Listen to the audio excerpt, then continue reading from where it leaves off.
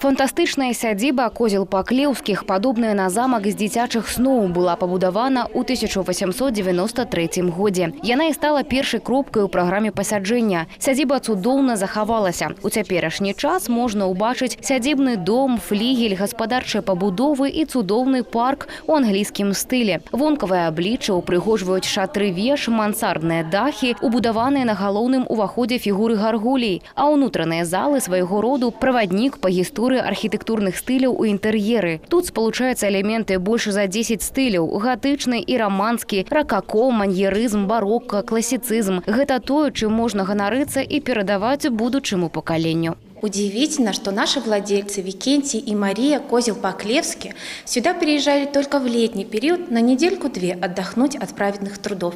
Здесь 36 комнат. Чем она притягивает, помимо всего прочего, великолепной лепнины, которая сохранилась свыше где-то на 80, где-то свыше, чем на 90%. Та великолепная лепнина 1893 года. В эту усадьбу сейчас приезжают туристы не только из Республики Беларусь и дальнего, ближнего зарубежья. С удовольствием здесь проводим экскурсии, балы, а также презентации и открытие выставок.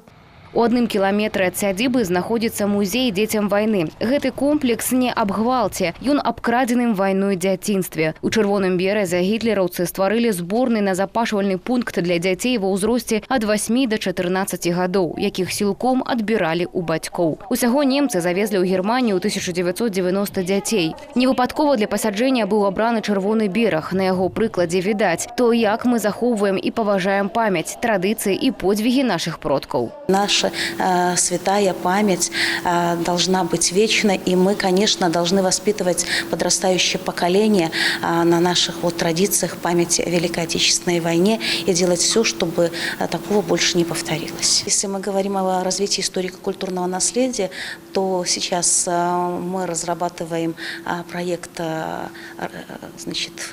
флигеля, который был не так давно передан на баланс отдела культуры. И я надеюсь, что в ближайшем будущем пригласим наших туристов посмотреть еще расширенный комплекс усадьбы Козел-Паклевских. На пасяджэнні пастаяннай камісіі абласнога савета дэпутатаў па сацыяльным развіцці не раз гучала: моладзь – залаты запас нацыі. У Гомельскай вобласці пражывае больш 170 тысяч маладых людзей. З іх 25% знаходзяцца ў радах БРСМ. Праца органаў мясцовага кіравання з гэтым грамадскім аб'яднаннем будуецца па 9 асноўных напрамках. Адно з галоўных – грамадзянска-патрыятычнае выхаванне. Па дадзенай тэматыцы праводзяцца ўпадабаныя і зусім новыя акцыі: кветкі перамогі, парад пад акном, лічбавая зорка.